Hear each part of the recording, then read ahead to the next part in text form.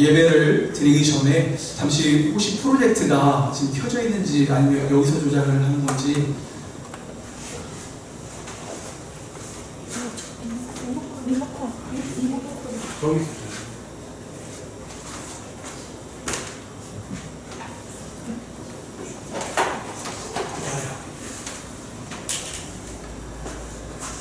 켜져 있는 거야.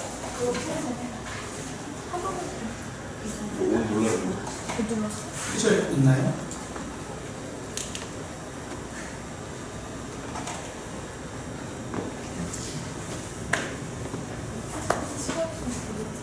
시간이 켜졌어요.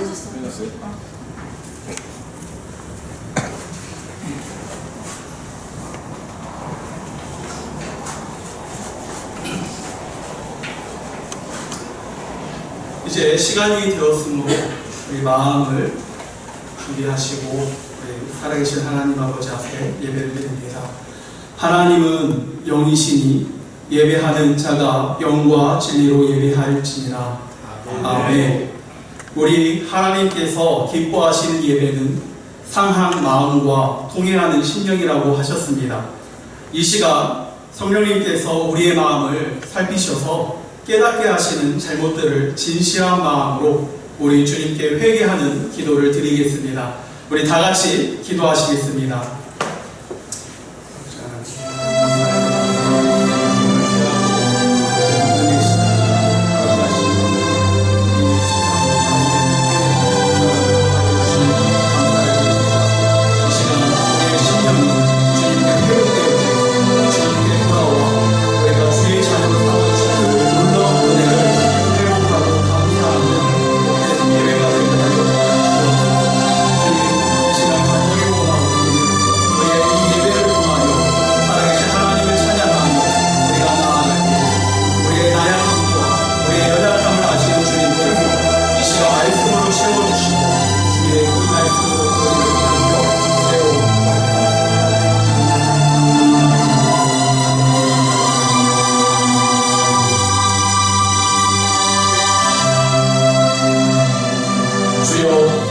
우리를 불쌍히 여겨 주시옵소서. 주여 우리에게 은혜를 내려 주시옵소서. 주여 우리의 민족의 죄악을 용서해 주시옵소서.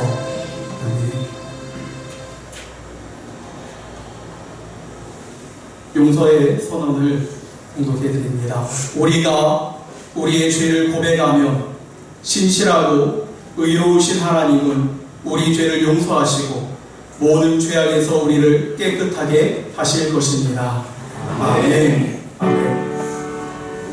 목소리 높여서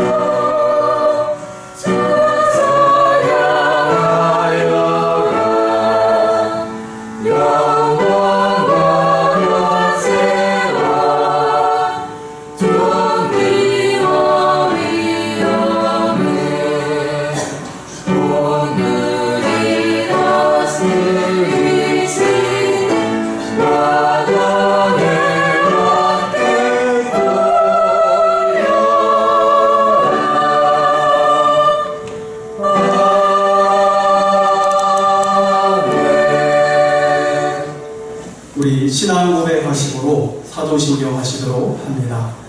전능하사 천지를 만드신 하나님 아버지를 내가 믿사오며 그의 아들 우리 주 예수 그리스도를 믿사오니 이는 성령으로 잉태하사 동정녀 마리아에게 나시고 본디오 빌라도에게 고난을 받으사 십자가에 못 박혀 죽으시고 장사한 지 사흘 만에 죽은 자 가운데서 다시 살아나시며 하늘에 오르사 전능하신 하나님 우편에 앉아 계시다가 저리로서 산자와 죽은 자를 심판하러 오시리라. 성령을 믿사오며 거룩한 공예와 성도가 서로 교통하는 것과 죄를 사하여 주시는 것과 몸이 다시 사는 것과 영원히 사는 것을 믿사옵나이다. 아멘. 아멘. 우리 찬송 516장 함께 찬양드리도록 합니다.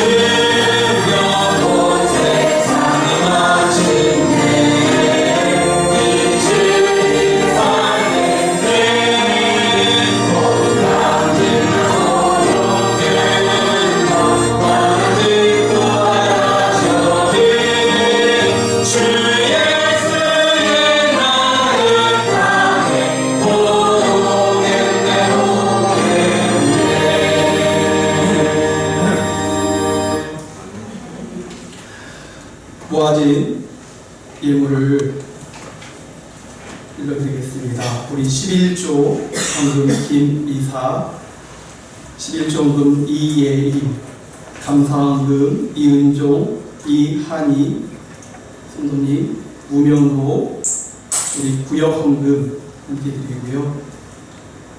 우리 모아진 예물을 위해서 제가 잠시 기도하도록 하겠습니다.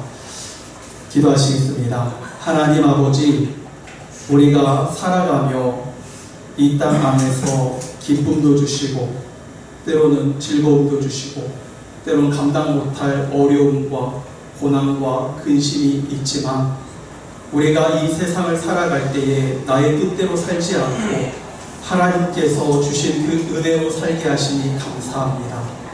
우리가 살아갈 때에 때로는 우리에게 지식과 지혜와 달란트를 허락하여 주시어서 이 세상에서 우리가 소득을 얻게 하시고 또 이 얻어진 소득을 통하여 주께 구별하여 이 예물을 주님께 올려드립니다.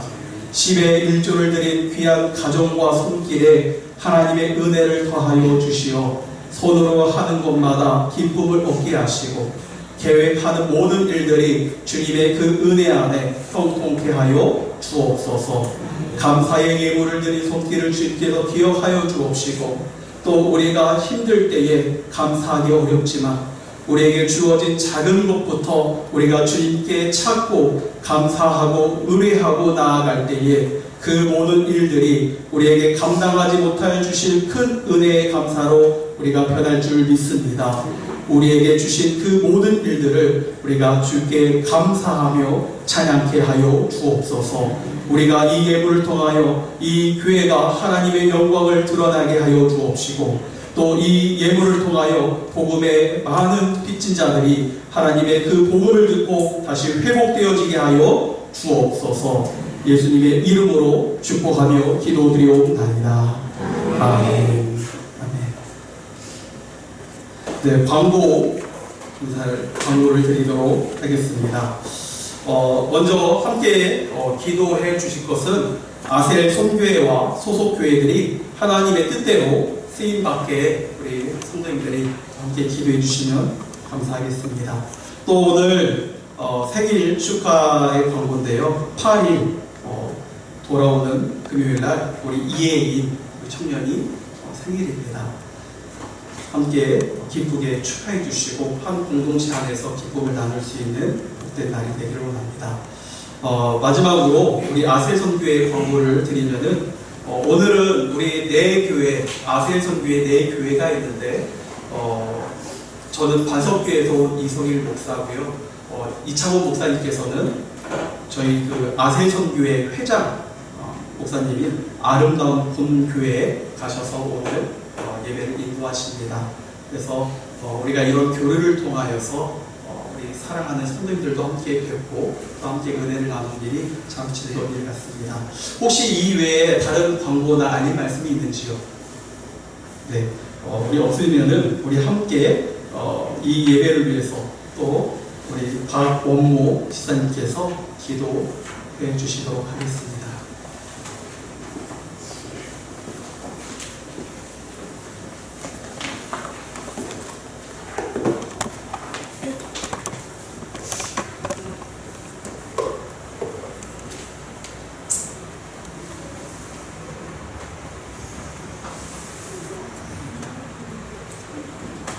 은혜로우신 아버지 하나님, 사랑과 감사를 주님 앞에 드립니다. 오늘도 주님의 부르심을 따라서 우리가 여러 가지의 마음으로 이 자리에 나왔습니다. 하나님께서 우리의 마음을 그 마음대로 채워주시고 또한 사랑과 은혜로서 이런 시간에 함께 은혜 내리어 주시옵소서. 우리의 삶이 힘들고 곤궁할지라도 우리는 주님을 믿음으로 주님의 사랑 안에서 우리가 힘과 용기로 살아갈 수가 있나이다. 하나님, 이 시간 더욱더 하나님의 은혜 가운데 은혜의 말씀으로 이 시간 충만한 시간이 되게 도와주시옵소서. 이 민족을 사랑하여 주시고 이 나라를 기억하여 주신 아버지 하나님, 이제 요즘의 여러 가지 일들을 통하여서 하나님의 사랑이 우리에게 함께 하심을 기억하고 있나이다. 아버지 하나님, 그와 어떠한 사람의 자기 인기와 어떤 업적을 위해서가 아니고 정말로 이 나라의 평화와 민족의 장래를 위하여 힘쓸 수 있도록 우리 주님 함께하여 주시옵소서. 하나님, 너희가 땅에서 매이면 하늘에서도 매일 것이요 땅에서 풀면 하늘에서도 푼다고 하셨습니다. 하나님, 우리가 하나님과의 사이에 알지 못하고 묶인 것이 얼마나 많이 있나이까. 하나님, 또한 우리가 사람과 사람 사이에 묶인 것이 얼마나 많이 있나이까. 주님, 우리가 이것을 가지고 주님 곁으로 갈 수가 있겠습니까? 아버지 하나님, 이제 우리가 땅에서 풀어서 하늘에서도 풀리는 그러한 일이 우리의 마음속, 또한 우리의 생활 가운데 이루어질 수 있도록 도와주시옵소서. 성도와 성도 사이에 정말로 힘들고 어려운 그러한 문제들 우리 주님 다 풀게 하여 주시옵소서. 다 풀고 평안함으로 주님 앞에 함께 예배드릴 수 있도록 인도하여 주시옵소서. 아버지 하나님, 이 시간 이제 아셀 선교회를 기억하여 주시옵시고, 주님, 이제 교환으로 예배드리는 그 목사님들 위해 함께하여 주시사 배가 되는 은혜가 있게 도와주시옵시고, 배가 되는 충만한 은혜의 말씀으로 우리가 귀를 열고 경청할 수 있도록 주님 인도하여 주시옵소서. 아버지 하나님, 아셀 선교회 각각 교회 위에 하나님의 축복 은혜가 함께하고 항상 말씀에 사로잡힌 삶을 살아갈 수 있도록 주여 함께하여 주시옵소서. 이 시간 이제 주의 이름으로 모이는 방방곡곡의 모든 교회 위에 봉사하는 손길 위에 아름다운 찬양을 드리는 그 목소리 위에 하나님의 사랑이 함께하여 주시옵시고 성령의 충만함이 있게 하여 주시옵소서. 주님, 사랑하는 자여, 내 영혼이 잘된같이 네가 범사에 잘되고 강건하기를 기원하노라 하신 주님의 말씀으로 우리가 이제 일주일 동안도 진실하고 신실하고 거룩하고 은혜로움으로 살아가며 이제 다음 주에 다시 또 주님 앞에 이러한 예배를 드릴 수 있도록 인도하여 주시옵기를 원하옵고 우리 구주 예수님의 이름으로 기도드리옵나이다. 아멘. 지혜와 생명 되신 주 이름을 박지옵니다. 믿음과 소망 사랑에 감사는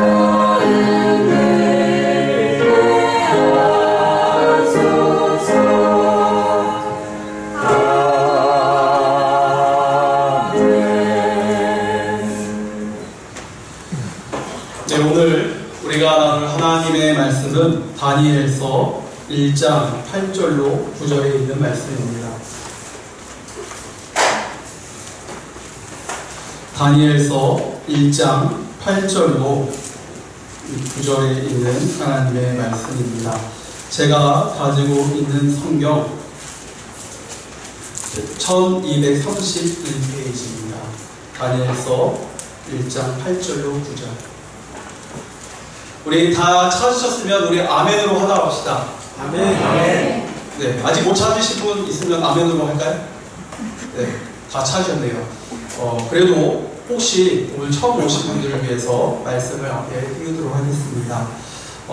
함께 이 앞에서 봉독을 하시던지 아니면 개인 성경 통화해서 함께 합독가 있으면 좋겠습니다. 다 같이 합독합니다. 시작. 다니엘은 뜻을 정하여 왕의 음식과 그가 마시는 포도주로 자기를 더럽히지 아니하리라 하고 자기를 더럽히지 아니하도록 환관장에게 구하니 하나님이 다니엘로 하여금 환관장에게 은혜와 공유를 얻게 하시니라. 아멘. 아멘. 우리 이 시간 온 교회 성가대인 영광 성가대에 나와서 하나님께 영광 돌리도록 하겠습니다.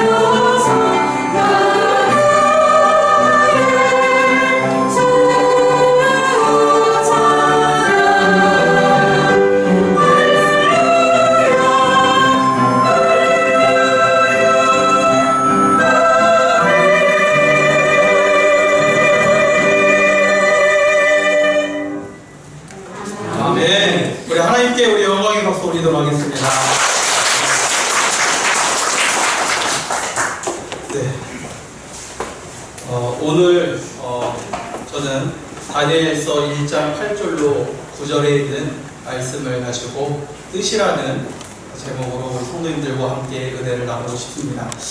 혹시 괜찮으시다면은 이 아래에서 말씀을 전해도 괜찮을까요? 네, 아니 너무 더워서요. 땀이 너무 많이 흘러가지고 네, 그래서 혹시 성도님께서 좀 양해를 해주시면은 이 아래에서 좀 말씀을 전했으면 합니다.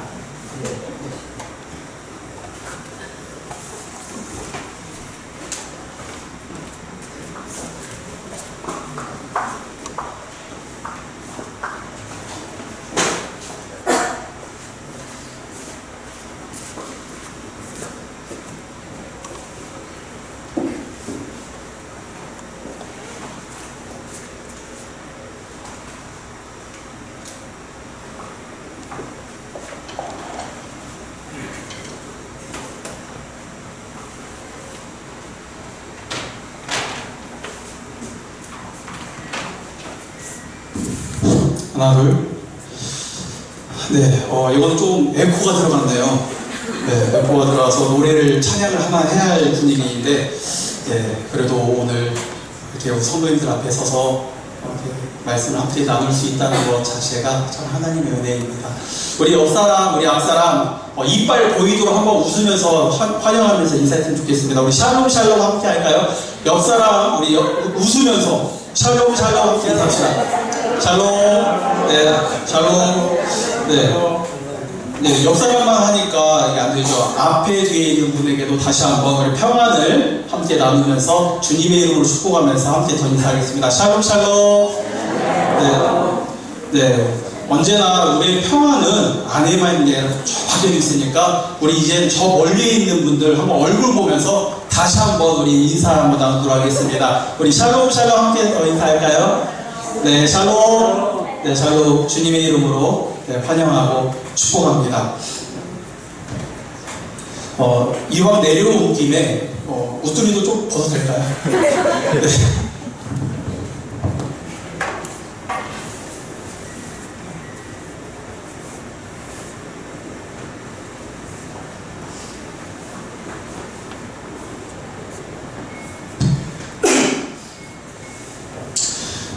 저는 오늘 예배드리는 11시 반 예배 드리기까지요, 제 마음이 정말 천국과 지옥을 오갔다 왔습니다. 여기에 11시에 왔는데 중요한 물품을 하나 놓고 와가지고요, 저희 교회까지 다시 20분 만에 25분 만에 갔다 왔어요. 저희 교회가 저기 구로동 대림역하고 남구로역 사이에 있는 곳인데요, 가는 날에 왜 이렇게 막히는지 신호가 안 도와주더라고요. 그래서 찬양 인도를 제가 하기로 했는데 오늘 못하고 바로 섰습니다. 그래서 우리 성도님들 앞에 지금 하나님 앞에 뵐 면목이 참 없지만은 그래도 오늘 주의 말씀으로 이렇게 서서 우리 새소망교회 우리 성도님들을 뵈니 너무나 감격스럽고 너무나 감사를 드립니다. 저는 오늘 다니엘서를 통해서 뜻이라는 제목으로 함께 은혜를 나누고자 합니다. 실제 우리가 다니엘서에 보게 되면은 우리가 너무나 잘 아는 내용이죠. 다니엘의 그런 뜻을 구하고 또 그가 살아왔던 그런 척박한 삶 속에서 하나님을 의지하고 살아갔을 때, 물론 그 어려운 상황 속에서 시기하고 음해하는 사람들로 인해서 때로는 풀목불에 들어가기도 하고 또 어려운 가운데 사자굴에 살아 돌아온 그런 어떤 전지전능한, 지금 오늘날의 그 마블의 영화처럼 신묘망측한 그러한 이야기들로 우리에게 참 많은 것을 보여주고 있는 내용이기도 합니다. 그러나 오늘 이 다니엘을 통하여서 그가 뜻을 구한 이 의미에 대해서 우리가 한번 좀 살펴보면서 우리 사랑하는 성도님들도 주님의 그 은혜 안에서 우리가 살아가야 할 그 길을 내 인생의 내 뜻이 아니라 하나님의 그 뜻 안에서 우리가 결정하고 또 그 은혜로 살아가는 그런 믿음의 결단의 시간이 되기를 주의 이름으로 부탁을 드립니다. 먼저 우리 이 다니엘이라는 것을 보기 위해서는 역사적으로 우리가 좀 봐야 할 필요성이 있어요. 다니엘은 우리가 잘 아는 것처럼 여호야김 때에 포로로 잡혀왔던 사람입니다. 실제로 다니엘서에서 우리가 그 모든 것을 볼 수 있지만 그 역사적 사건을 함께 보자 하면은 우리가 열왕기 하 24장에 있는 내용하고 함께 살펴봐야 합니다. 우리 먼저 좀 제가 성경을 좀 많이 찾아요. 그래서 우리 성도님들이 오늘 좀 말씀을 찾는데 함께 주력했으면 좋겠습니다. 우리 먼저 다니엘서 1장 한번 좀 찾아볼까요?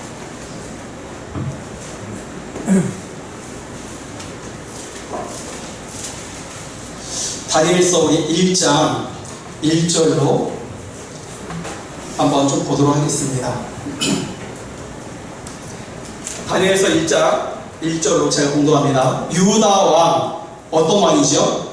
여호야김이 다스린 지 3년이 되는 해에 바벨론 왕 느부갓네살이 예루살렘에 이르러 성을 에워싸게 됩니다. 자, 이것은 그 성경의 역사를 보게 되면은 바벨론이 첫 번째 올라온 605년 때로는 606년에 1차로 침공했던 역사예요. 이 역사의 기록이 열왕기하 24장에 동일하게 기록이 되어 있습니다. 우리 그대로 놔두시고 한번 열왕기하 24장에 있는 말씀을 보도록 하겠습니다.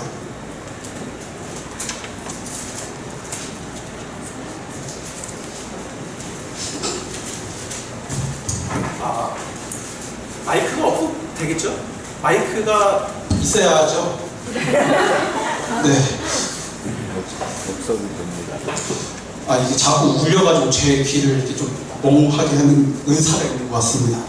자, 열왕기하 24장 1절에 있는 말씀을 제가 볼게요. 자, 여호야긴 시대에 바벨론의 왕 느부갓네살이 올라오매, 이게 우리가 봤던 다니엘서 1장 1절하고 함께 연결되어지는 역사입니다. 그래서 이 열왕기하 24장과 25장에 보면은 이제 우리가 잘 아는 유다의 멸망이 기록되어져 있는 거예요. 그 유다가 멸망이 되어질 때 제1차로 다니엘과 그 친구들이 잡혀 들어간 곳입니다. 다니엘서에서는 그 포로로 잡혀간 사람들을 어떻게 얘기하고 있냐면은 왕족과 귀족이었다는 거예요. 그래서 606년에 그 바벨론이 올라와서 성전의 기구들과 여러 가지와 함께 누구를 데리고 간 겁니까? 그 시대 엘리트층이었던 다니엘과 그 친구들 중에 왕족과 귀족을 택하여 데리고 간 거예요.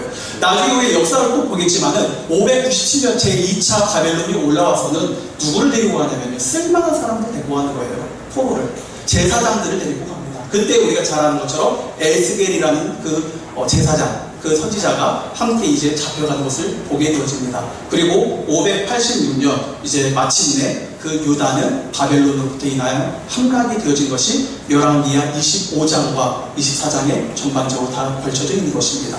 자, 그러한 나라의 침략을 받고 포로로 잡혀간 그 다니엘, 그 다니엘이 그런 모습을 우리가 좀 한번 살펴보기를 원해요. 그리고 그 시대에 활동했던 선지자들도 우리가 함께 좀 봤으면 좋겠습니다. 이 당시에 활동했던 선지자들이요, 누구였냐면은 맨 마지막에 보면 예레미야라는 선지자입니다. 남유다가 멸망할 때 함께 선포하면서 다시 회복하기를 원하는 마음으로 하나님의 신령을 가지고 전하였던 사람이 예레미야였는데, 그 예레미야에 있는 그 말씀 중에, 선포 중에 하나님께로 돌아오라는 것도 있었지만, 너희가 이제 멸망을 하게 되면은 회복에 대한 그 메시지도 함께 주셨어요. 그 회복에 대한 메시지는 물론 궁극적인 예수 그리스도가 다시 오시는 그런 희망적 선포의 메시지도 있었지만, 근거에 단적으로 보게 되어지면 70년 뒤에 너희가 포로로 잡혀가지만은 70년 뒤에 너희가 다시 돌아올 것이라는 겁니다. 여러분, 우리가 하나님의 그 말씀이 너희가 70년 동안은 이제 갇혀서 그 바벨론에는 포로로 살아야 돼, 그 하나님의 계획과 뜻이 있다면은 우리 인간의 입장에서는 하나님의 뜻을 모르고 지금 당하는 환난과 그 어려움 때문에 우리가 정말 이 세상에서 걱정과 근심으로 있을 때 우리는 과연 어떻게 우리는 이 삶을 살아갈 수 있는가요?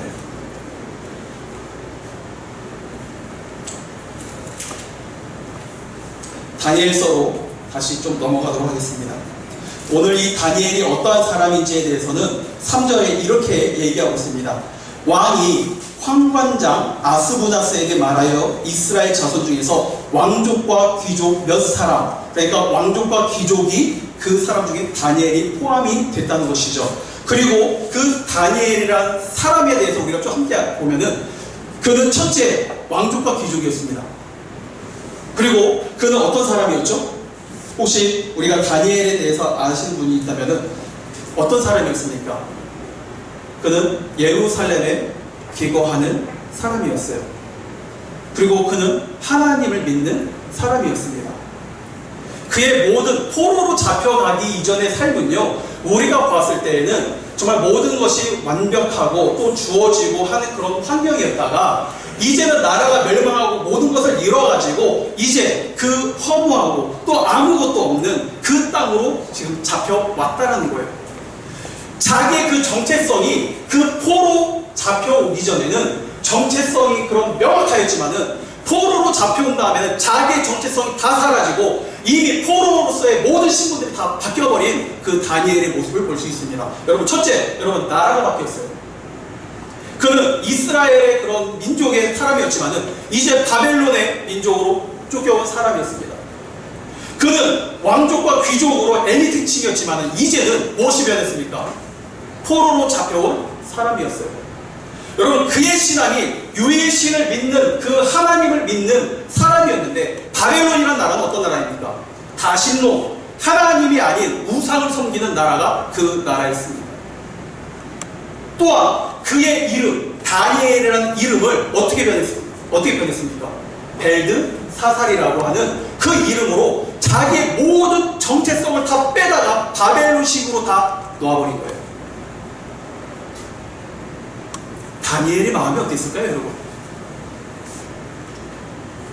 살아가는 터전, 살아가는 가족, 자기의 모든 정체성을 다 잃어버린 다음에 그 바벨론이라는 척박한 곳에, 그 우상을 섬기는 곳에, 그 자리에 있으면서 어떤 마음이 들었을까요? 한번 우리가 생각해 볼까요? 우리가 어떤 일을 잘 되어지다가 그 일이 사업이 망했어요. 그럼 그 사업이 망하거나 어떤 일이 잘 되지 않을 때 우리에게는요, 선택의 그 기로에서 갈등하게 됩니다. 정말 이 일을 내가 감당할 수 있을까 하면서 헤쳐나가는 그런 두렵지만은 헤쳐나가고자 하는 그 마음과 왜 내가 이렇게 했는데도 왜 이렇게 돼 하면서 삐뚤어지는 그런 마음들이 그 우리의 마음속에는 늘 공존하고 있다는 거예요. 여러분, 우리가 잘 안 되다가 잘 될 때는 참 기쁘지만은 어떠한 일이 잘 되어다가 모든 것이 다 망해지고 없어지고 사라질 때 그때 우리의 마음속에 오는 이 허무함은요, 굉장히 하다는 거예요. 다니엘의 마음을 제가 다 살펴보지는 못했지만은 포로로 오면서 야, 정말 그 하나님이 우리 하나님 맞냐? 어떻게 그 하나님이 나를 이렇게 포로로 잡고 올 수 있게 하고 나를 왜 이렇게 이 꼴이 돼도 왜 가만히 있을 수 있는가 하면서 원망하지도 않았을까요? 그러면서 이왕 이렇게 된 거 한번 삐뚤어졌다 하면서 삐뚤어지면서 그 바벨론의 문화와 종교와 이 모든 것들을 이용해서 이미 포로로 잡혀왔고 귀족으로서 그들이 우대해져서 더 좋은 직장과 더 좋은 환경 속에서 있을 수 있다면은 하나님의 그 뜻을 버리고 나를 버린 그 하나님을 버리고 그래, 이 땅에 있는 신과 이 땅에 있는 환경과 문화로 내가 이제 뜻을 세우고 살아가야겠다, 그런 마음 가질 수 있지 않을까요?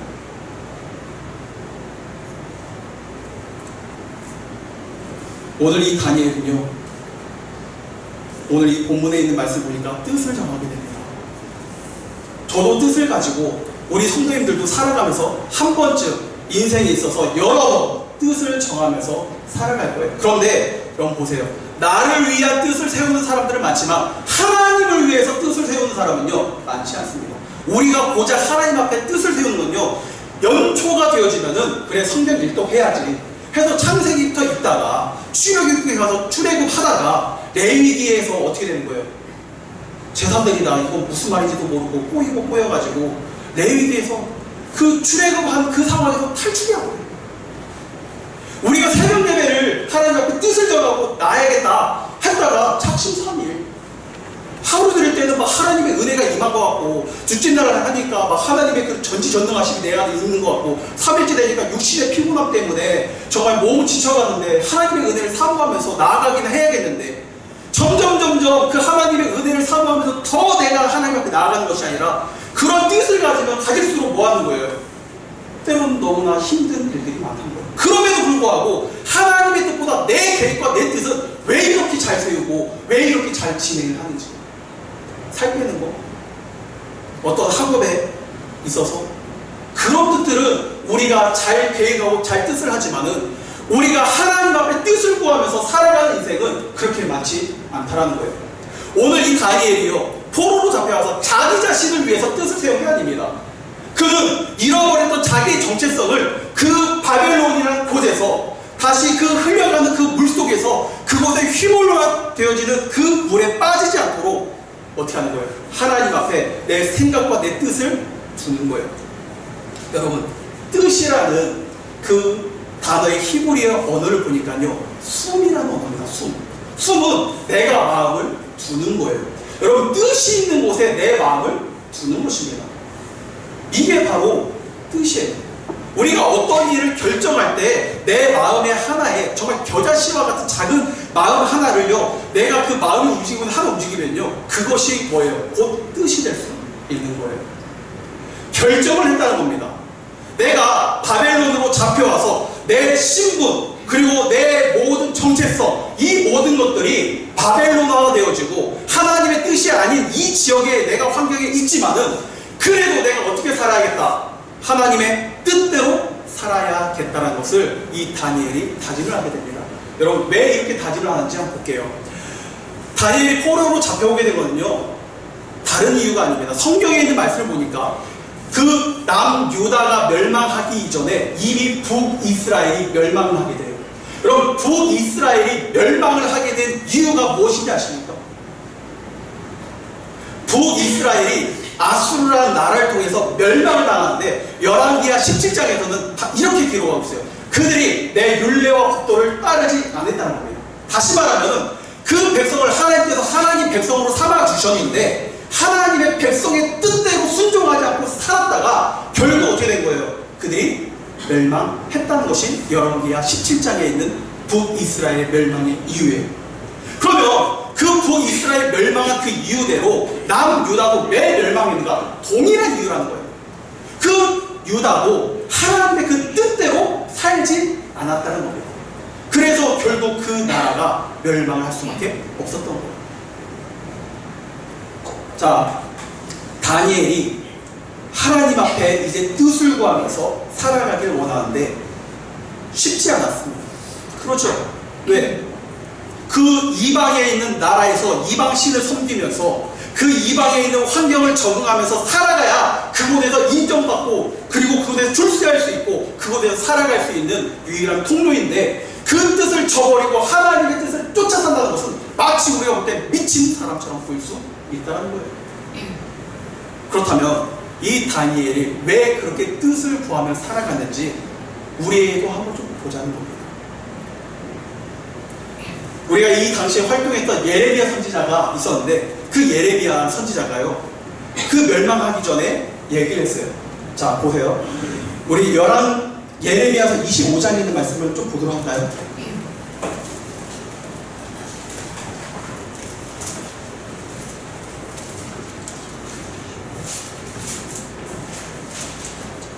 예레미야 25장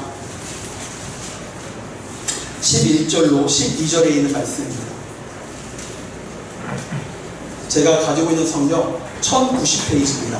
제가 봉독해 올릴게요. 이 모든 땅이 폐허가 되어 놀랄 일이 될 것이며 이 민족들은 70년 동안 바벨론의 뭐를 섬기리라? 왕을 섬길 것이다. 여호와의 말씀이니라. 70년이 끝나면 내가 바벨론의 왕과 그의 나라와 갈대아에 있는 땅을 그 죄악으로 말미암아 벌하여 영원히 폐허가 되게 하되 하면서 70년이라는 이 세월 동안 바벨론에서 이 이스라엘 백성들이 포로로 잡혀가고 그 이후에는 해방될 것을 얘기하고 있어요.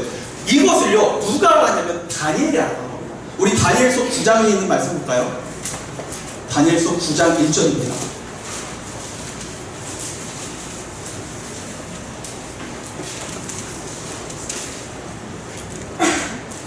(9장 1절과 2절입니다) 자, 메대 족속 아하수에로의 아들 다리오가 갈대아 나라 왕으로 세움을 받던 첫 해 곧 그 통치 원년에 나 다니엘이 책을 통해 여호와께서 말씀으로 선지자 누구에게? 예레미야에게 알려주신 그 연수를 깨달아 알았다는 거예요. 자, 다시 말하면 다니엘은 70년 뒤에 우리의 나라가 다시 회복할 것을 알고 있었다는 거예요. 그래서 하나님의 그 뜻대로 우리가 살아가는 것이 하나님께서 원하시는 것을 알았기 때문에 그 바벨론이 멸망할 것을 알았기 때문에 그곳에 마음을 두지 않고 어디다 마음을 둔 거예요? 하나님께 마음을 두고 살아갔다는 겁니다. 여러분 이게 바로 믿음의 사람의 모습인 거예요. 뜻을 정한 사람은요 흔들리지 않는 거예요. 그런데 요즘 이 시대에 많은 그리스도인들이 다 흔들려요. 자기의 그 정체성들이 다 흔들리고 있다는 겁니다. 근데 내가 왜 흔들리는가? 왜 그리스도인들이 그런가? 첫 번째 보니까요 여러분 그 뜻조차도 우리가 세우질 않아요. 하나님 앞에 내가 하나님 앞에 어떻게 살아야겠다는 그런 뜻도 우리는 세우질 않습니다.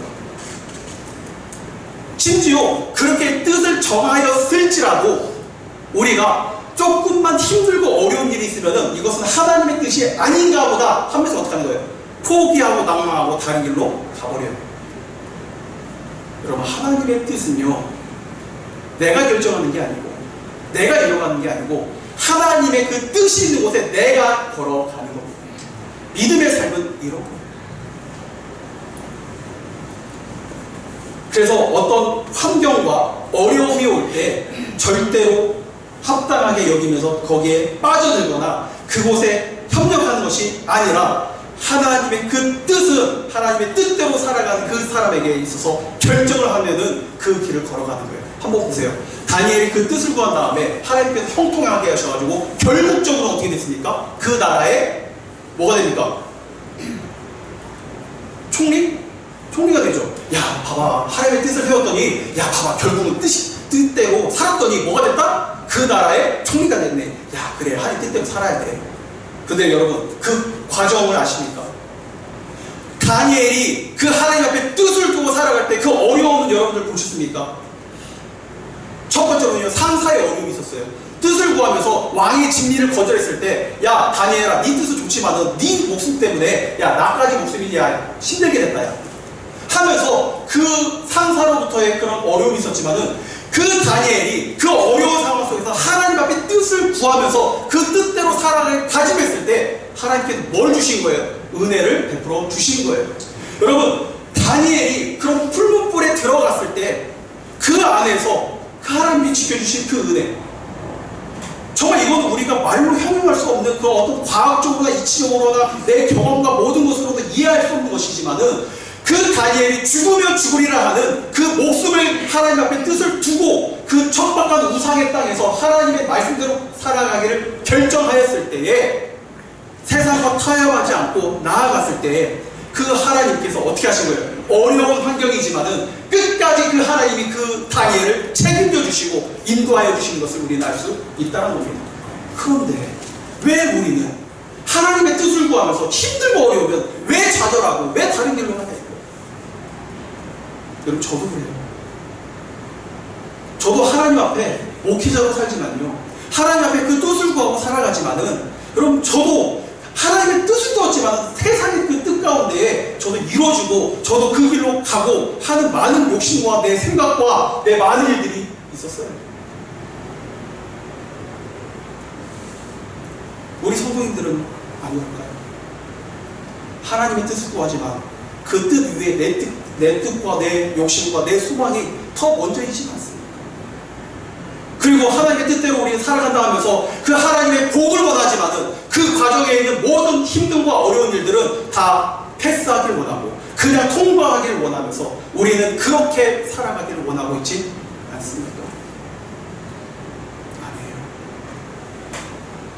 마음을 두고 뜻을 따라서 때론 자기의 목숨까지도 버릴 수 있는 그 믿음의 선택의 그 길을 걸어갔던 다니엘은요, 결코 그 길이 쉽지가 않았다는 거예요. 그럼에도 불구하고 그가 하나님 앞에 뜻을 두고 살아갔을 때에 하나님이 그를 어떻게 하신 거예요? 인도하여 주셨다는 거예요. 저는 오늘 이 다니엘서를 쭉 보게 되어지면요, 나중에 여러 가지 환상을 통해서 이야기가 나오거든요. 근데 이 다니엘 우리가 보면은 어떤 예언적인 그런 책으로 알고 있는데, 오늘 좀 다른 관점으로 한번 보도록 하겠습니다. 이거는 그 김재우 교수님이 어떤 강의를 통해서 하신 얘기이기도 한데요, 이런 거예요. 다니엘을 그 어려운 땅에서 하나님의 뜻대로 살기를 다짐했을 때 그의 삶이 이러한 삶이었다는 것을 우리가 다니엘서로 봤어요. 근데 우리가 6장부터 보게 되면은 앞으로의 그런 나타나는 이상들의 세계에 대해서 나오게 되거든요. 그런데 그 세계들을 이제 나오게 될 때에 그 마지막 때에 이런 얘기가 나옵니다. 헬라 알렉산더의 왕 이후에 4명의 왕으로 그 나라가 쪼개지게 돼요. 그 나라가 쪼개졌을 때 북방왕과 남방왕이 전쟁을 하는 장면이 바로 11장의 다니엘서에 나오게 됩니다. 그래서 그 역사의 순간이 다 흘러갈 때에 북방왕과 남방왕이 전쟁을 할 때에 북쪽에는 지금의 시리아 쪽 그 위쪽이고, 남쪽은 레굽입니다. 네, 잘 보이시죠? 시리가. 네, 남쪽인데 북쪽과 남쪽이 싸울 때 그 경계선이 누가 있냐면요, 이스라엘이 있는 겁니다. 여러분, 북쪽과 남쪽이 싸우게 될 때에 그 중간인 예루살렘을 여러분 한번 생각해 보세요. 위쪽에서 내려갈 때 식량을 어디서 다 가지고 갈까요? 현지 조달입니다. 그러면 남쪽에서 북쪽으로 전쟁을 하러 갈 때 어떻게 될까요? 다 현지 조달이에요. 그러면 이미 그곳에 쑥대밭이 되었다가 조금 더 회복하고 하면은 그 군사들이 왔다 갔다 하면요, 자기들의 식량과 물품과 보석들을 다 어떻게 해야 돼요? 다 숨겨놔야 돼. 그래서 우리가 복음서에 보면 박태, 순교인, 고아 이런 모든 것들이 다 그 중간사 시대 때 나왔던 이야기입니다. 자, 그런데 중요한 거는 그 사람들이 군대들 왔다 갔다 하면서 핍박과 어려움이 있는데 11장에 이런 내용이 있습니다. 한 사람이 나타나서 그 예루살렘에 있는 신전을 회방하고 그 예배를 없애는 일이 나타난다는 거예요. 지금 우리는 전혀 지금 거리낌 없이 듣고 있는데 이 예배당에 그 안티오쿠스 에피파네스 4세라는 사람이 그 유대인들이 하는 모든 예배와 절기 이런 모든 것을 다 폐하고 그 제단에다가 제우스 신상, 다시 말하면 우리 교회 안에다 불상을 하나 놓고 너희들이 이제 예배 드리지 말고 이 불상 앞에 모여서 다 이제 기도하고 예배하라, 이런 거하고 똑같은 거예요. 자, 이러한 상황 가운데에 있게 된다면 여러분들 어떻게 하실래요? 말씀을 좀 보고 가도록 하겠습니다. 11장입니다.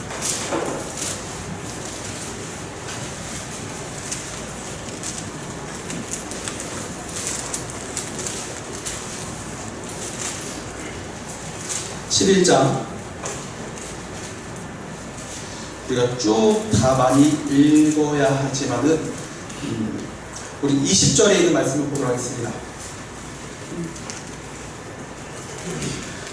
11장 20절입니다. 그 왕위를 이을 자가 압제자를 그 나라의 아름다운 곳으로 두루 다니게 할 것이다. 그는 분노함이나 싸움이 없이 몇 날이 못되어 망할 것인데 또 그의 왕위를 이을 자는 한 비천한 사람이라 나라의 영광을 그에게 주지 아니할 것이나 그가 평화대에 타서 소금으로 그 나라를 얻을 것이며 넘치는 물 같은 군대가 그에게 넘침으로 말미암아 패할 것이고 동맹한 왕도 그렇게 될 것이며 하면 쭉 이야기가 되어지면서 30절입니다. 이는 기띔의 배들이 이르러 그를 칠 것인데 그가 낙심하고 돌아가면서 맺은 거룩한 언약에 분노하였고 자기 땅에 돌아가서 맺은 거룩한 언약에 배반한 자를 살필 것이며, 다시 말하면 북쪽에 있는 북방왕과 남방왕이 서로 이렇게 싸움을 하게 될 때에 31절 군대는 그의 편에 서서 성소 곧 견고한 곳을 더럽히며 매일 드리는 제사를 폐하게 되어서 멸망하게 된다는 거예요. 여러분, 이것을 다니엘이 봤는데 이 다니엘이 딱 보면서 이 9장에 있는 내용을 보게 되면 그 성소가 더럽혀지는 정확한 이유들이 더 많이 있거든요. 그런데 그 2300주야 동안에 그런 핍박과 어려움이 오게 될 때에 이 다니엘이 거기에 있는 이 사람들에게 해주고 싶은 이야기가 바로 이거였다는 것을 저는 좀 보게 되는 거예요. 나도 바벨론이라는 이 척박한 곳에서 이 우상을 섬기고 하나님의 뜻이 아닌 그런 문화와 이런 곳에서 내가 하나님의 뜻을 가지고 내 목숨을 가지고 내가 살아갈 때 하나님이 나를 지켜주셨다. 그런데 2300년이 지난 2300주야, 다시 말하면 이 북방왕과 남방왕이 싸우는 시대가 언제냐면요, 이후로 약 한 350년, 400년 지난 BC 167년입니다. BC 167년에 안티오코스 에피파네스 4세라는 사람이 유대인의 그런 성전과 할례와 유대인들의 모든 것들을 다 끊어버리고 너희들이 그 하나님을 섬기지 못하도록 막아버리는 거예요. 이래였을 때 다니엘이 그 시대에 살았던 모든 사람들에게 해주고 싶은 이야기가, 그 어렵고 힘들지만은 너희가 하나님 앞에 뜻을 가지고 살아라. 왜? 다니엘도 70년 뒤에 그 모든 것들을 회복하여서 하나님께 돌아올 것, 하나님의 섭리를 믿었기 때문에 너희가 그 고난당하는 것이 영원한 것이 아니라 2300주야만 지나면은 하나님의 그 뜻이 이루어지기 때문에 너희가 세상과 타협하여서 그 우상 앞에 절하고 그렇게 살아가는 것이 아니라 온전히 뭐하기를 원하라? 뜻을 가지고 살았으면 좋겠다는 거예요. 여러분, 우리에게 한번 얘기를 맞춰볼까요? 우리도 이 세상에 태어나서 예수님을 믿었어요. 그리고 이제는 우리가 하나님 나라의 소망을 가지고 살아갑니다. 살아가는데 여러분, 우리가 누구의 뜻으로 살아가야 돼요? 하나님의 뜻으로 우리가 살아가는 것이 그리스도인이라는 겁니다. 그런데 우리가 이 세상을 살아갈 때 세상이 그렇게 호락호락하냐 이거예요. 우리가 예수를 믿기로 다짐하면은 그냥 모든 일들이 다 형통하냐 이거예요. 아니라는 거예요. 때로는 너무나 힘들고 어려운 일이 있는데 그 힘들고 어려울 때마다 우리가 하나님 앞에 계속 우리의 뜻을 가지고 어떻게 살아야 합니까?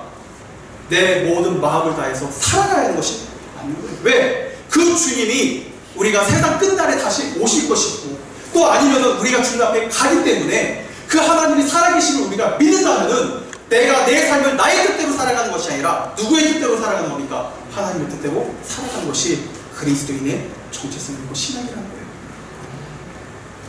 마지막 우리가 보게 되면요, 바울이라는 사람을 보면 참 우리에게 귀감이 되는 인물입니다. 우리가 잘 아는 바울은요, 그가 뜻을 가지고 살아갔을 때는 자기의 뭘 가지고 살아갑니까? 자기의 의의를 가지고 살아갔던 사람이, 자기의 자존심으로 살아갔던 사람이 사울이었어요. 그가 율법으로는 흠이 없는 자고 바리새인 중에 바리새인, 가말리엘의 학파에서 정말 배움을 잘 배웠던 사람, 모든 인간의 눈으로 볼 때에는 모든 것이 다 갖추어지고 그가 살아가는 모든 것들이 어찌 보면 포장되어진 하나님의 뜻을 행하는 것처럼 보였지만은 그가 예수를 만난 다음에는 어떻게 변했습니까? 자기의 의와 뜻대로 살아갔던 모든 것들을 다 배설물로 여기고 그는 이제 평생 주님을 위해서 살아가는, 주님의 뜻대로 살아가기는 그 삶이 바울이었던 거예요. 그러면 하나님이 함께한 바울은 형통했나? 여러분, 그의 죽음을 보게 되면요, 그는 그 로마에서 목이 잘려서 창수성당에서 죽었습니다. 그렇게 죽는데 그게 하나님의 뜻일까요? 여러분, 우리가 살고 죽고 하는 이것이 중요한 게 아니라 우리의 삶이 하나님 앞에 어떻게 살아가는 것인가, 이게 더 중요한 겁니다. 모든 사람은요 다 죽어요. 저도 죽고 여기 있는 모든 분들이 다 죽어요. 그런데 죽어갈 때에 우리가 어떻게 죽나, 이게 중요한 것이 아니라 우리가 이 세상을 어떻게 살아가면서 우리가 죽음을 맞이할 것인가, 이것이 더 중요한 모습이라는 겁니다. 우리 빌립보서에 있는 바울의 모습을 한번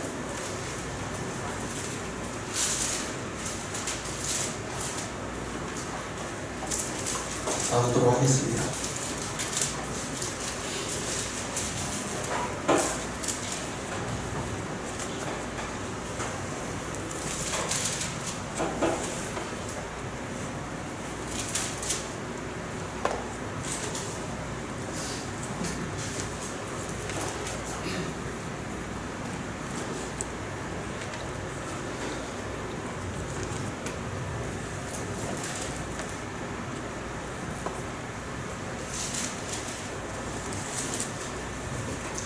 빌립보서 3장에 있는 말씀입니다.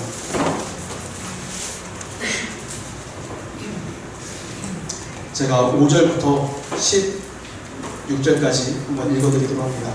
나는 8일 만에 할례를 받고 이스라엘 족속이요 베냐민 지파요 히브리 중에 히브리요 율법으로는 바리새인이요 열심으로는 교회를 박해하고 율법의 의로는 흠이 없는 자라. 그러나 무엇이든지 내게 유익하던 것을 내가 그리스도를 위하여 다 해로 여길 뿐더러. 그 전에 정말 자기 의와 자기 뜻대로 살아갔던 사람이 예수 그리스도를 담에색에서 만난 후에는 자기의 삶을요 그 주님 앞에 뜻을 정하고 살아갔던 사람이 이 바울이었다는 겁니다. 자, 그러나 7절입니다. 무엇이든지 내게 유익하던 것을 내가 그리스도를 위하여 다 해로 여길 뿐더러 또한 모든 것을 해로 여김은 내 주 그리스도를 아는 지식이 가장 고상하기 때문이라. 내가 그를 위하여 모든 것을 잃어버리고 배설물로 여김은 그리스도를 얻고 그 안에서 발견되려 함이니 내가 가진 의는 율법에서 난 것이 아니요 오직 그리스도를 믿음으로 말미암은 것이니 곧 믿음으로 함께 난 의라.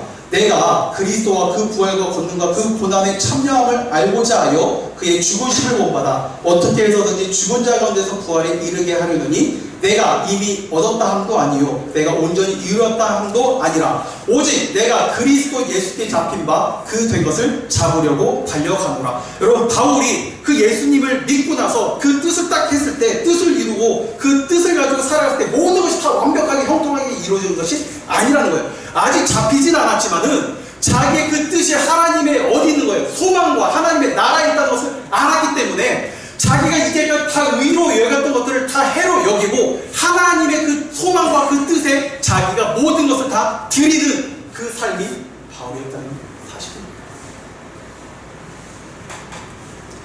형제들아, 나는 아직 내가 잡은 줄로 여기지 아니하고 오직 한 일을 뒤에 있는 것을 잊어버리고 앞에 있는 것을 잡으려고 표대를 향하여 그리스도 예수 안에서 하나님이 위에서 부르심의 상을 위하여 달려간다. 다시 말하면 하나님의 그 뜻 가운데 내가 그 부르심 상을 위해서 내가 우리가 달려가는 그 바울의 정체성, 그리스도인의 그 정체성을 우리가 볼 수 있는 것입니다.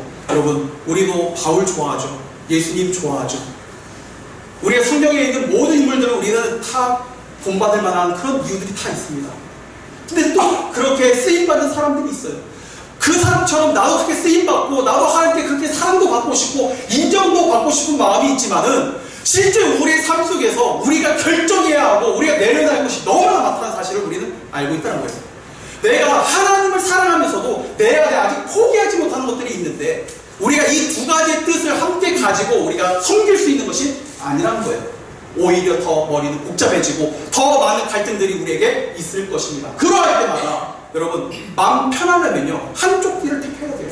하나님의 뜻을 구하든지 아니면 그냥 멸망받는 내 뜻, 내 그 길대로 그냥 살아가든지. 그러면 오히려 마음 편하겠죠. 그렇지만 그 두 길은 완전히 다 다른 길일 것입니다. 다른 열매일 거예요. 어떤 사람이 자기의 목숨이 아까운데 자기가 손해를 보면서 그 뜻을 세울 수 있는 사람이 누가 있겠어요? 그러나 그 본질의 그 진리를 맛본 사람은요 세상에 있는 그런 비본질적이고 영원하지 않는 것을 추구하고 바라보는 것이 아니라 정말 진리의 사람은 하나님의 것, 변하지 않는 그 소망을 가지고 그 뜻을 따르며 살아가는 사람이라는 겁니다. 저도 부족하지만 그러한 부르심의 상에 받고 저도 그 뜻을 따라서 살아가고 싶어요. 저도 그렇게 몸부림치고 싶습니다. 그러나 저의 그 연약함이 살아갈 때마다 늘 나타나요. 여러분, 개척교회 하면 제일 어려운 게 뭔지 아세요? 물론 여기 세동문교회는 그 교회가 또 우리 아셀선교회에서는 최고로 또 제일 좋은 교회고 큰 교회고 하지만은 여러분, 작은 교회 제일 어려움이 뭐냐면요 재정적 어려움, 물론 재정적 어려움도 있죠. 예배를 드리고 함께 할 수 있는 사람이 없다는 게 제일 커요. 돈이 없는 거, 영어는요 별로 중요치 않습니다. 그런데 함께 뜻을 모아서 하나님의 나라를 이뤄가는 그 작은 교회에 하나님의 뜻을 가지고 살아가는 게 얼마나 힘든지 몰라요. 목회자 한 명이 하기 위해서는요 정말 탈진입니다. 탈진이. 그러나 함께 연합하여서 함께 그 하나님의 뜻을 위해서 달려나간다면요 정말 기쁠 거예요. 저는 한 개인이 하나님 앞에 뜻을 구하며 살아갔을 때 그 한 개인을 통하여 하나님의 온전한 뜻이 일어날 줄 믿고, 한 교회가 주님을 향해서 그 뜻을 정하고 나아갔을 때 그 교회를 통하여 하나님의 영광을 받을 줄 저는 믿습니다. 저는 이 새소망 교회가 내 개인적으로도 하나님 앞에 뜻을 구하면서 정하고 살아가는 그런 복된 교회가 되길 원하고, 또 이 아름다운 이 새소망 교회가 또 하나님 앞에 그 복음으로 뜻을 정하고 나아갔을 때에 정말 하나님의 뜻이 이루어지는 그런 교회가 되길 원합니다. 물론 악한 사단 마귀가 우리를 좌절하고 근심하게 할지라도 여러분, 그것이 살아있다는 그리스도인의 정체인 거예요. 죽은 사람에게는요 찔리질 않아요. 아픔이 오질 않아요.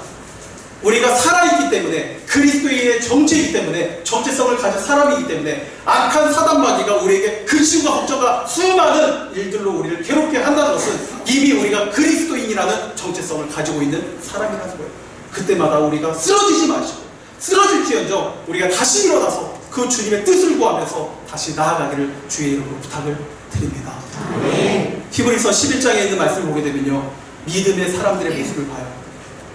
그 믿음에 있는 모든 사람들은요 딱 11장에 있는 말씀 아브라함을 보니까요 그가 75세에 하나님의 부르심을 받아서 그 하나님의 뜻대로 살아갔을 때 100년 동안 하나님과 동행하였던 사람입니다. 그런데 그가 거부가 돼서요 나중에 자기 고향으로 돌아가고 싶은 마음이 없었을까요? 여러분, 우리가 타지에 나와서 이제 돈 벌어가지고 유명한 사람이 되고 부자가 됐어요. 그러면 제일 먼저 어디 가고 싶어요? 고향 아닙니까? 자기 고향 가가지고 나 이렇게 부자 돼서 왔다? 내가 옛날에 괴롭혔던 사람들한테 막 자랑하면서, 그리고 막 돈 많은 거 이렇게 하면서 이렇게 밥 사주면서 나 이런 사람이야 하면서 이렇게 약 올리고 싶고, 그런 마음이 우리에게 있겠죠. 그런데요 아브라함은요 자기가 그렇게 거부가 되고 하나님께 복을 주셨을 때 그 자기의 고향으로 돌아가지 않았어요. 히브리서는 이렇게 얘기하고 있습니다. 그가 더 나은 본향을 바라봤다라고 얘기하고 있습니다. 그 말은 뭡니까? 그 뜻을요 세상에 두지 않고 하나님께 주었다는 거예요.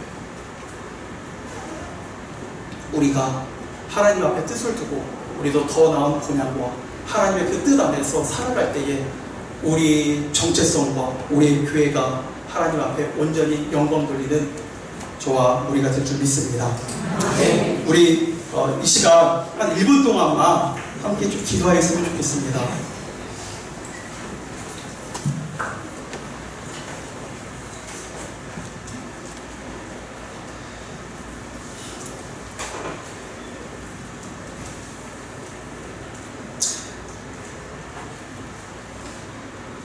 우리가 완벽하다면요, 뜻을 세울 필요가 없습니다.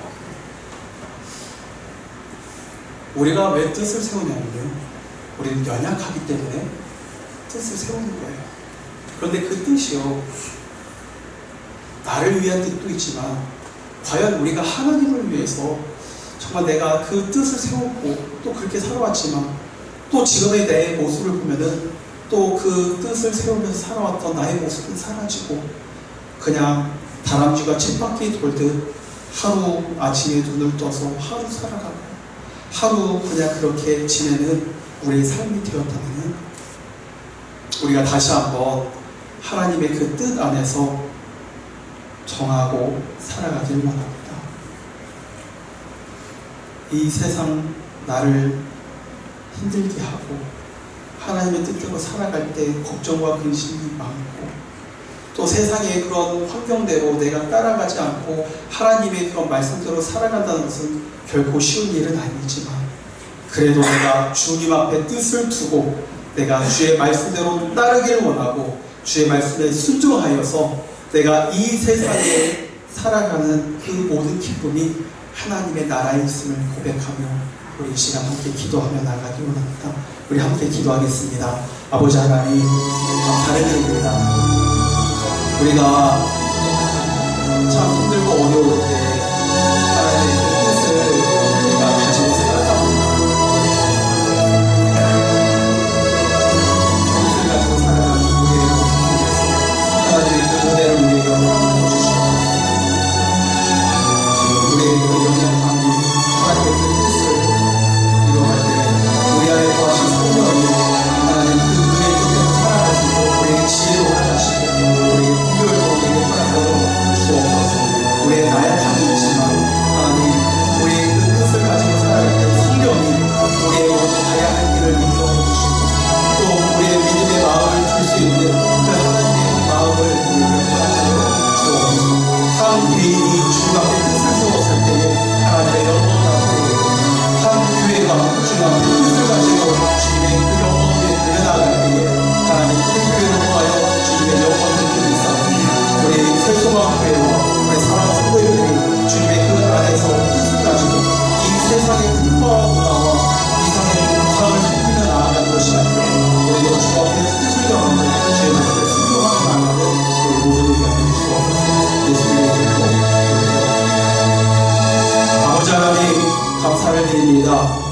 오늘 우리 살아가는 교회 새소망교회에 와서 주의 말씀을 함께 나누었습니다. 주님, 부족한 자의 입술을 통하여서 하나님의 말씀을 함께 나누었는데 때로는 좀 부족하고 때로는 하나님의 말씀을 전하면 실수한 것이 있을지라도 하나님 그 듣고 또 우리에게 주신 하나님의 은혜의 감동은 하나님께서 잘 마음에 새겨서 100배, 60배, 30배의 결실을 맺게 하여 주옵소서. 세상에 수많은 그리스도인들이 자기의 정체를 잃어버리고 때로는 한 발은 하나님 앞에 한 발은 세상 앞에 자녀 앞에 내 모든 욕심 앞에 두면서 우리 그 사이에서 갈등하며 우리의 마음을 주께 토로하는 일들이 많이 있습니다. 주님, 우리가 주 앞에 한 뜻을 가지고 이 세상에 변하고 없어지고 하는 것에 우리가 마음을 두고 뜻을 두는 것보다 믿음의 선진들이 살아왔던 것처럼 하나님께 소망을 두고 우리의 삶의 뜻을 주 앞에 내려두고 나아갈 때에 때론 그 믿음의 길을 걸어가는 것이 좁은 길이고 때로는 사람들이 찾지 않는 길일지라도 그 길이 영광의 길이고 생명의 길이라면 주님, 우리도 그 길을 따라 하나님께 영광이 되게 하여 주옵소서. 우리 사랑하는 성도님들 하루하루 살아갈 때에 우리 안에 거하신 성령이 우리를 도우시고 인도하여 주시어서 우리가 살아가는 모든 날 주님의 기쁨이 우리 안에 임하게 하여 주옵소서. 이제는 우리를 죄악 가운데서 구원하신 예수 그리스도의 은혜와 하나님 아버지의 만극하신 사랑과 성령님의 감화 감동 교통 충만하시니 오늘 예배를 드리고 돌아가는 모든 성도들과 또 아셀 선교회와 새 소망 교회와 또 오늘 이 예배에 함께 참여하지 못한 성도들 머리 위에 지금으로부터 영원토록 함께 하시기를 축원하옵나이다.